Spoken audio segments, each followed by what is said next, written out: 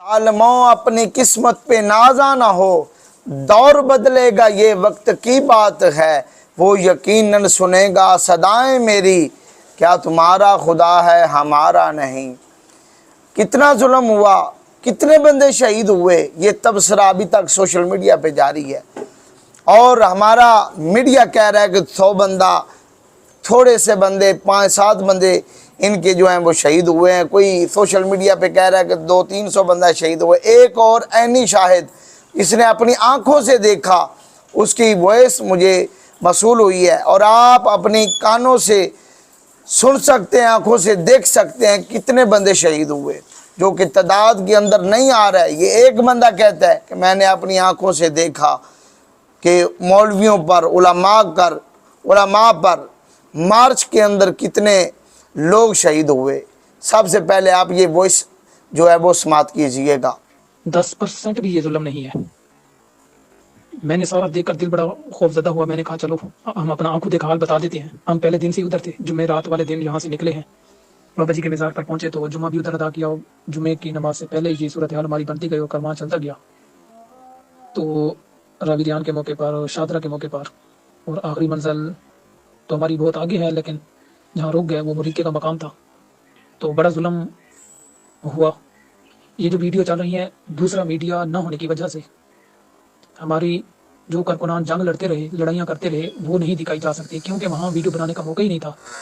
Container کے آگے 2 سے 3 کلومیٹر کے فاصلے پر، اور کنٹینر کے پیچھے بھی 2 سے 3 کلومیٹر کے فاصلے پر ہمارے کارکنان پولیس کو روکتے تھے، کیونکہ وہ جو شیل ہم نے پکڑے ہیں اس پہ لکھا تھا کہ 800 میٹر، یعنی کہ 1 کلومیٹر تک ان کا شیل کام کرتا تھا، تو پھر آدھا کلومیٹر ان کا گیس بھی چلا جاتا تھا، تو اس لیے بہت دور پولیس کو کھڑا کرنا پڑتا۔ درمیان میں ہمارے سارے کارکنان ہوتے تھے، اور وہ میرے خیال میں ویڈیو کسی نے دیکھی بھی نہیں ہے، کیونکہ وہ وہاں لڑائی جھگڑا ہر وقت، بڑی مشکل سے آنسو گیس سے بچنا، اپنے منہ کو ڈھانپ کے رکھنا، نمک پانی کا استعمال کرنا، فرصت ہی نہیں ملی کہ ویڈیو بنائے، دوسرا میڈیا تھا ہی نہیں۔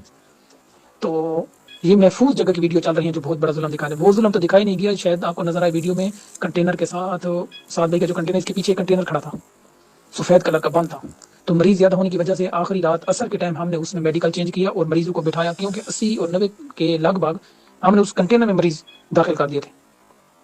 جو ظالموں نے رات کو حملہ کیا، اس کنٹینر میں گیس، وہ چیز، کوئی ایسی چیز پھینک دی جو 2 منٹ میں آگ ہو جاتی اور سب کچھ ختم۔ وہ تو دکھائی نہیں گیا جو ہمارے زندہ جلائے گئے۔ اچھی سے پیچھے جائیں، جو ہمارے مسجد ڈبے وغیرہ کھڑے ہوئے تھے، اس میں بھی لوگ بیٹھا تھا ساری رات، کوئی سو جاتا، کوئی چھتوں کے اوپر تھا۔ 72 بند گاڑی رینجر کی طرف سے جو پٹی والی مشین چلائی گئی تھی، لگاتار ہزاروں لاکھوں فائر مارے گئے تھے چھتوں سے، ڈبے کی چھتوں پر جو کارکنان کھڑے تھے، قربان جو اپنے کارکنان کے جذبے پر یقین من گولی کے آگے سینہ کھڑا کر دیتے تھے۔ ہمارے امیر محترم نے فرمایا تھا کہ جس کارکنان کا بھی دیکھیں گے پیٹھ میں گولی نہیں ہوگی، سینے پہ ہوگی، اور یہ جذبہ ہمارے اندر بھی تھا انشاءاللہ سینے میں گولی کھانے کا۔ تو کافی کارکنان چھتوں سے گر کر نیچے آتے تھے۔ یہ ظلم تو دکھائی نہیں گیا۔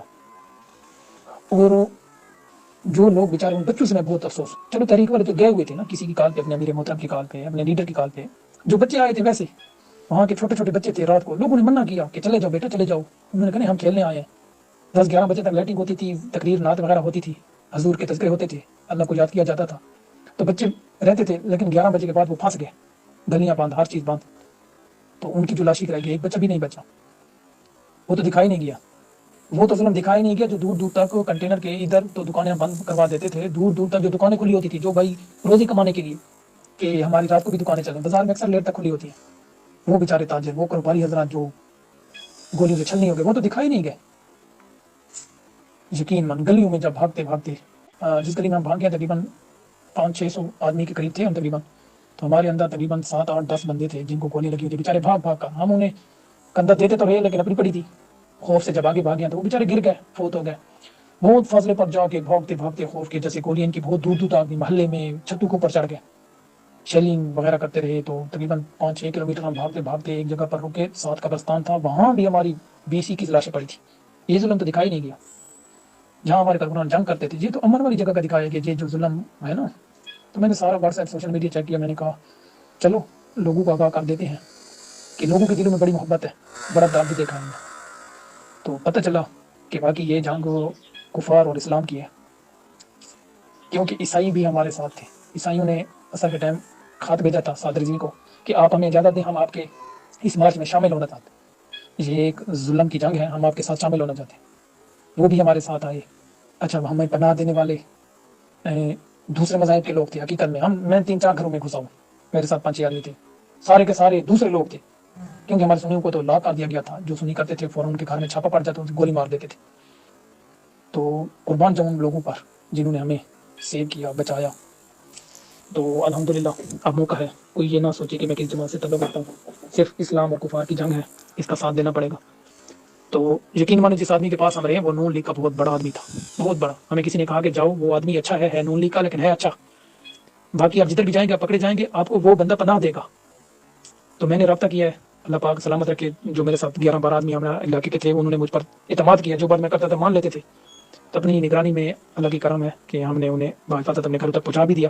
تو میں اس کے پاس گیا, وہ بہت اچھا انسان تھا, نون لیگ کا تھا, بہت بڑا کارخانہ تھا اس کپڑے کا. اس نے کپڑے میں ہمیں رکھ دیا, مشینیں پڑی تھی ثابوت, تھوڑا تھوڑا بٹھا دیا.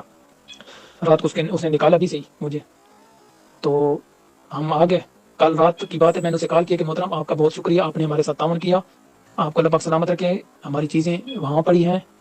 تو وہ بھیجنے کا میں نے کہا, اس نے کہا میرے بھائی ہم نے آپ کو پیمنٹ پہنا دی, ہم آپ کے ساتھ شرمندہ ہیں کہ آپ ہمارے مہمان تھے اور آپ پر ظلم کیا گیا.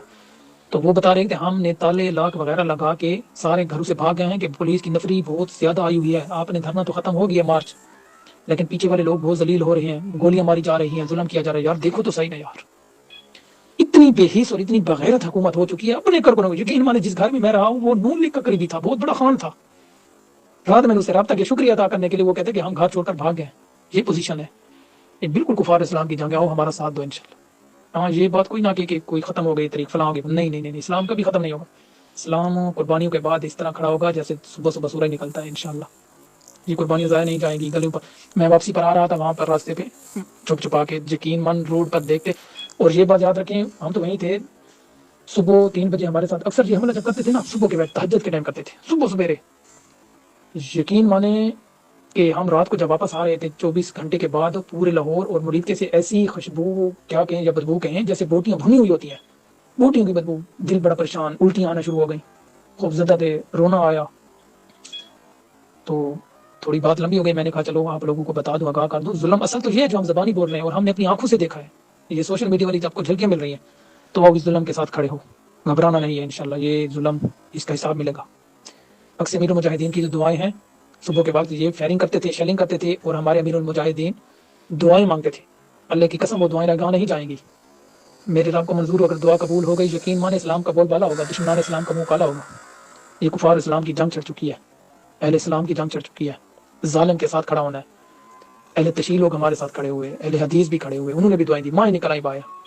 اور اثر کا ٹائم تھا, تو یہ ظلم ہونے سے پہلے عیسائی برادری نے خط بھیجا سعد بھائی کو کہ آپ ہمیں اجازت دیں, ہم آپ کے اس مارچ میں شامل ہونا چاہتے ہیں اس ظلم کے خلاف. دیکھیں میرے بھائی, یہ حقیقی ظلم ہے, اس کے خلاف کھڑے ہو جاؤ. کوئی اپنی تحریک, اپنی پارٹی نہ سوچے, ہم سب مظلوم ہیں اور انشاءاللہ ظالم کے ساتھ کھڑے ہوں گے.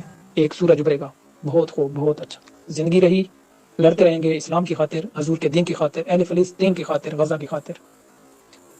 آخری الفاظ میں, تم کتنے غازی مارو گے, ہر گھر سے غازی نکلے گا. تم کتنے غازی مارو گے, ہر گھر سے غازی نکلے گا. تم آپ نے اپنی آنکھوں سے دیکھا, سنا اپنے کانوں سے. وہ عینی شاہد جو تھا وہ کہہ رہا تھا کہ میں وہاں پر موجود تھا. علماء پر, مولویوں پر, عشاقان رسول پر پہلے ہیلی کاپٹر سے گولیاں برسائی گئی, پھر ان کے اوپر گولیوں کی بارش کی گئی, اور چن چن کر گلیوں سے بندوں کو مارا گیا. یار یہ کون تھے؟ یہ عشاقان رسول تھے. انہوں نے کون سا ظلم کیا؟ کون سی انہوں نے تباہی مچا دی ہے؟ صرف فلسطین کے لیے, یکجہتی کے لیے نکلے ہیں. پھر ان پر ظلم کیا گیا. یہ پاکستان رسول اللہ کے نام پر کب ہم جاگیں گے؟ یار بتاؤ کب ہم جاگیں گے؟ عشاقان رسول کو ایسے مارا جا رہا ہے جیسے یہ کوئی انڈیا سے آئے ہوں, یا بارڈر پہ ہماری فوج جو کھڑی ہوگی مار رہی ہو. خدا را, اللہ کی جو پکڑ ہے وہ بڑی سخت ہے. ظلم اتنا کرو جتنا سہ سکو, اتنا ظلم کرو جتنا تم برداشت کر سکو. یہ نہ ہو کہیں اللہ کا عذاب تم پر نازل ہو جائے. وہ مالک ہے, وہ جبار ہے, وہ قہار ہے. جہاں وہ غفور الرحیم ہے وہاں اس کی پکڑ بھی بڑی سخت ہے. وہ جبار قہار بھی اس کی شان ہے. یہ عشاقان رسول کو جو مارا گیا, اور جو اس میں ملوث تھا, ہمارا مطالبہ ہے مفتی منیب الرحمان، انہوں نے بھی کہا ہمارے علماء کرام اہل سنت کے ہر ایک سنی عالم کا مطالبہ ہے کہ ان کو رہا کیا جائے۔ ابھی تک سعد حسین، انس حسین رضوی ہمارے مرکزی شورا کا کوئی پتہ نہیں کہ وہ کہاں ہے، ان کو بھی فی الفور رہا کیا جائے، کہاں پر بھی ہے ان کا سراغ لگایا جائے۔ رب کائنات ملک کو امن کا گہوارہ بنائے، اس کے دشمنوں کو نیست و نابود فرمائے۔ سلام پہنچے۔